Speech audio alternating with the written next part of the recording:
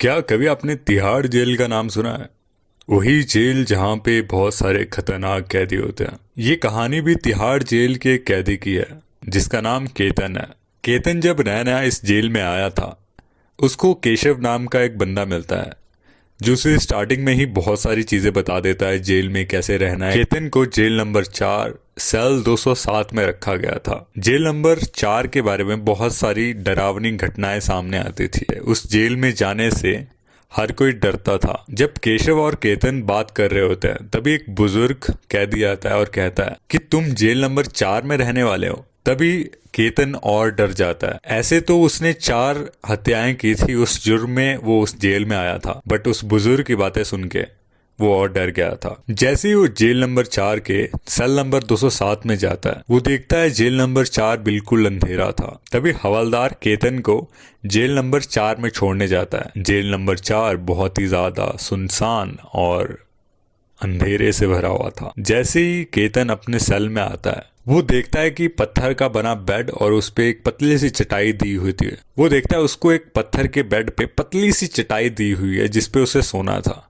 वो उस बेड पे बैठ जाता है और अंधेरे में दूसरे कोने में एक और बेड लगा हुआ था। वो देखता है कि उस बेड पे कोई लेटा हुआ है। तभी सामने से एक आवाज आती है कि क्या जुर्म किया है तुमने। उसका नाम जुनैद होता है। जुनैद कहता है कि मैं अभी पिछले 3 दिन से यहाँ पे हूँ।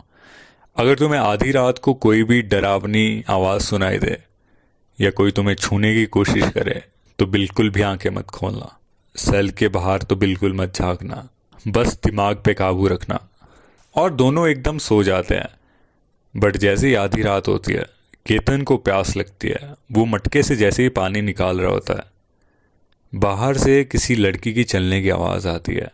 वो जब ध्यान से देखता है तो उसके साथ में जो बंदा जुनैद होता था वो वहां पे नहीं होता है। जेल का दरवाजा भी बिल्कुल खुला होता है और वो बहुत घबरा जाता है। वो एकदम से बाहर भागते भागते जाता है और चिल्लाते हो जाता है कि बचाओ बचाओ। सामने एक गार्ड होता है। वो गार्ड देखता है कि ये आधी रात को कौन चिल्ला रहा है। केतन अपनी सारी बात गार्ड को बताता है और गार्ड को लेके चलता है अपने सेल की तरफ। हवलदार अपनी चाबी से उस सेल को खोलता है और देखता है जुनैद तो अंदर ही है। हवलदार उल्टा केतन से पूछने लगता है कि तुम्हारे पास डुप्लीकेट चाबी कहाँ से आई, तुम बाहर कैसे आए। फिर हवलदार सोचता है कि शायद मैं ही इसे बंद करना भूल गया था और वापस केतन को सेल के अंदर रख देता है। अगली सुबह केतन और जुनैद चाय पीने बाहर चले जाते हैं। वहां पे उसे केशव भी मिलता है। वो उसको सारी बातें बताता है, रात को उसके साथ क्या क्या घटनाएं हुई। केतन कहता है कि मेरा सर बहुत भारी हो रहा है, मुझे अब सोना है। वो वापस अपने सेल में जाता है। जैसे ही वो सोता है, थोड़ी देर बाद उसकी नींद खुलती है और बाहर रात हो जाती है। वो जुनैद से पूछता है कि इतनी जल्दी रात कैसे होगी। जुनैद बोलता है हमने अभी तो 10-15 मिनट पहले रात का खाना खाया था, तुम कैसे भूल सकते हो। और जुनैद अपनी करवट लेके फिर से सो गया। केतन ने जैसे ही सलाखों के बाहर देखा, उसको एक आदमी दिखा जिसका सर पूरी तरह से जला हुआ था और एक अजीब सी आवाज निकाल रहा था जैसे उसको बहुत ज्यादा भूख लगी हो। उसने सारी बातें जुनैद को बताई कि जुनैद मेरे को ये सब दिख रहा है। जुनैद ने कहा ऐसा कुछ नहीं है। वो फिर से करवट लेके सो गया और ये सिलसिला पूरी रात चलता रहा। 10 से 15 बार केतन ने जुनैद को बोला मुझे कोई ना कोई दिख रहा है, भयानक सी आवाजें आ रही है, पर जुनैद ने इग्नोर किया। अगली सुबह उस सेल में पुलिस वाले आते हैं जो कि केतन की लाश को ले जाने के लिए आए होते हैं और जुनैद का उसमें कोई खास रिएक्शन नहीं था। वो बस फिर से करवट लेके सो गया जैसे उसके लिए आम बात हो। अब आते हैं एक्चुअल में केतन की मौत हुई कैसे।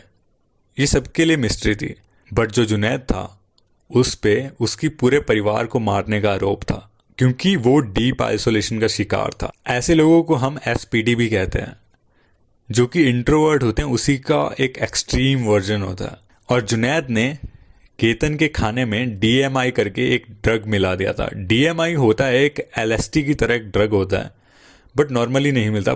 कैसे न कैसे जुनैद के हाथों वो ड्रग लग चुका था और जब जुनैद केतन के लिए खाना ले आता था उसमें वो ड्रग हल्का सा मिला देता था, जिससे केतन को बहुत ज़्यादा भ्रम हो रहा था। बहुत सारी चीज़ें दिखाई देने लगती है और इसी ड्रग के चलते केतन की मौत हो गई।